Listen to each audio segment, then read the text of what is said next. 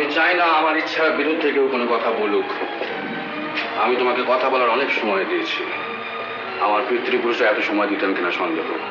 তুমি যেদিন প্রথম এ বাড়িতে বাইজি নিয়ে এলে সেদিনই আমি মনে মনে স্থির করেছিলাম শেখরকে কলকাতা পাঠাবো। তুমি তো জানো সুরেশ্বরী, আমি ছোটবেলা থেকে গান বাজনা ভালোবাসি। কলকাতায় দেখাশোনার জন্য কে থাকছে? আমি বিশ্বনাথ থাকছি।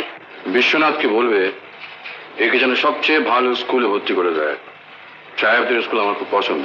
তুমি দুটি বিষয়ে আমার মতামত অগ্রাহ্য করে কাজ করেছো, এর ফল তুমি ভবিষ্যতে পাবে। যেমন सब आपकी इनायत है हुजूर। অপর্ণা, তোমার নাচ গান খুব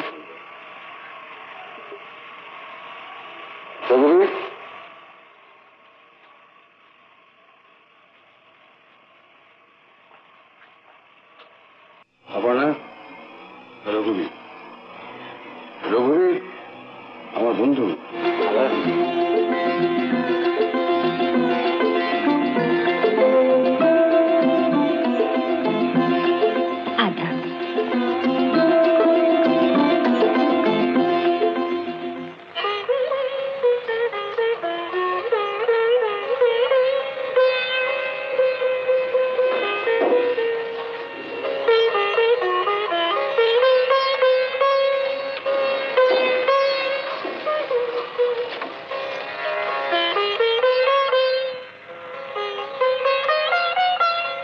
দেয়ানজি, সব ঠিকঠাক আছে তো? হ্যাঁ রানীমা, হরিশ মালপত্র নিয়ে আগেই স্টেশনে চলে গেছে। কালীপ্রসন্ন আর রাঘব শেখরকে গাড়িতে তুলে দিতে যাচ্ছে, আর বিশ্বনাথ সঙ্গে যাচ্ছে কলকাতা পর্যন্ত। মুরারি, রাজাবাবুকে খবর দাও, বলো শেখরে যাবার সময় হয়ে গেছে। জি আজ্ঞে রানীমা। দেওয়ানজি, বিশ্বনাথ বাবুকে বলবেন প্রতি সপ্তাহে যেন আমাকে একটা করে চিঠি লেখেন। তুইও লিখিস তো, যখন যা ইচ্ছে। মনে থাকবে তো?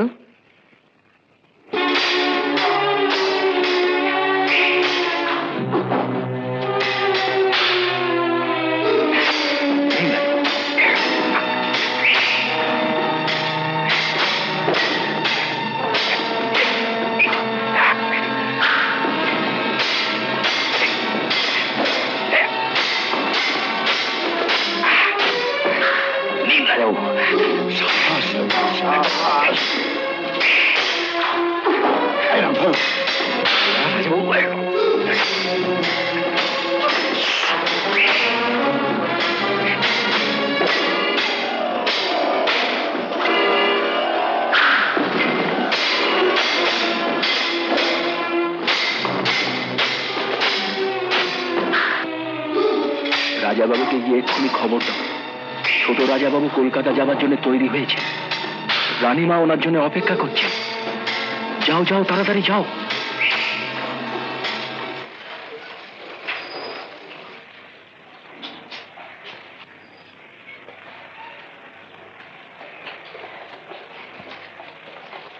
শেখর রওনা হচ্ছে, তুমি ওকে আশীর্বাদ করো।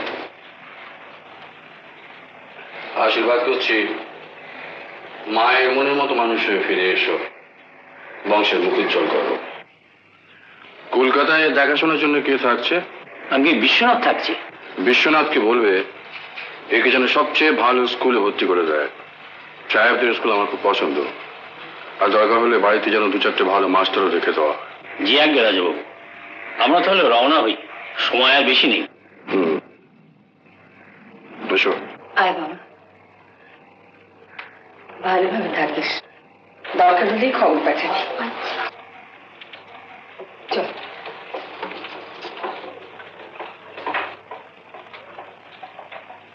এসো শেখর, এসো।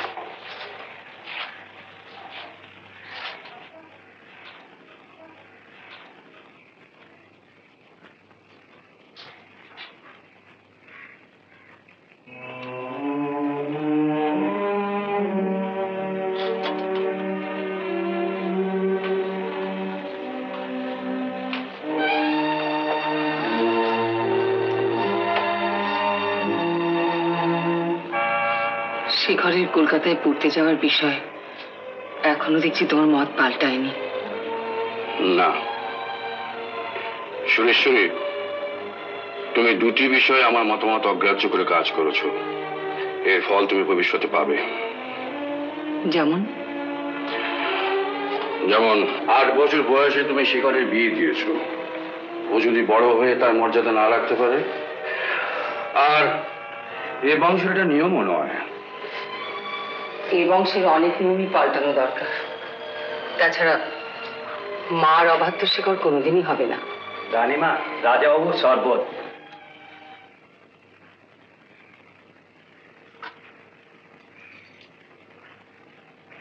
কুলপুরোহিত দৈবাচার্য নিশ্চিন্তপুরে চৌধুরীদের মেয়ে স্বর্ণর ভাগ্য গণনা করে বলেছিলেন, এ মেয়ে লক্ষ্মীমন্ত, যে ঘরে যাবে সে ঘর সুখে শান্তিতে ভরে উঠবে। উনি তো পরামর্শ দিয়েছিলেন শেখরের সঙ্গে স্বর্ণর বিয়ে দেবার জন্য। দৈবাচার্যের গণনা ভুল হতে পারে। এর আগে কখনো ভুল হয়নি। তাছাড়া এই বিয়েতে তুমিও মত দিয়েছিলে।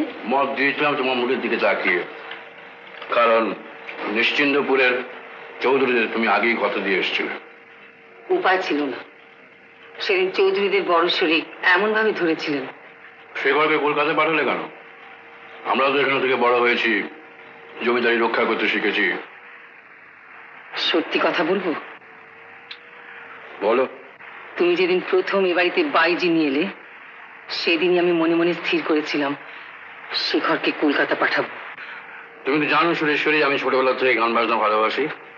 কিন্তু তুমি কি ভুলে গিয়েছো দৈবাচার্যের ভবিষ্যৎবাণী?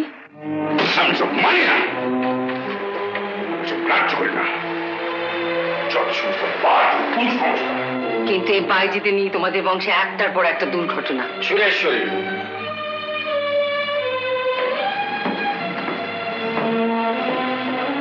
আমি চাই না আমার ইচ্ছার বিরুদ্ধে কেউ কোনো কথা বলুক। আমি তোমাকে কথা বলার অনেক সময় দিয়েছি। আমার পিতৃপুরুষরা এত সময় দিতেন কিনা সন্দেহ। স্বামীর ইচ্ছাকে এই বাড়ির বধূরা আনন্দে গ্রহণ করে এসেছে, এবং এইটাই এই বাড়ির নিয়ম।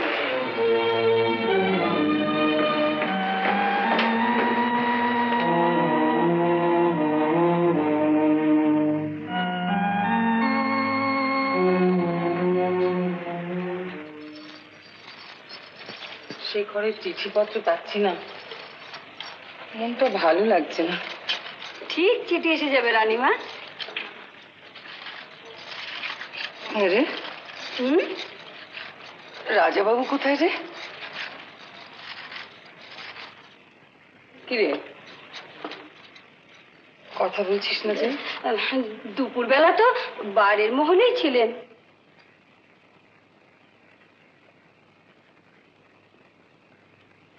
মা, মা, তোমার একটা কথা বলতে তো ভুলেই গিয়েছি। কিরে মাধু? দাদা না, দাদা আমি বলেছে আসার সময় আমার জন্য একটা মুক্তোর মালা নিয়ে আসবে। তাই নাকি? আর আমার জন্য কি নিয়ে আসবে? পারে, সেটা তুমি জিজ্ঞাসা করবে। শুই না আমি। হ্যাঁ রে, বিকেলে জল খাবার খাওয়া হয়েছে? দুধ টুধ খেয়েছিস? বুঝুস না? খেয়েছে? না রানীমা, কিছু খাই। সে কি? যা ওকে খাইয়ে থেকে যা, যা চট করে খেয়ে না, যা।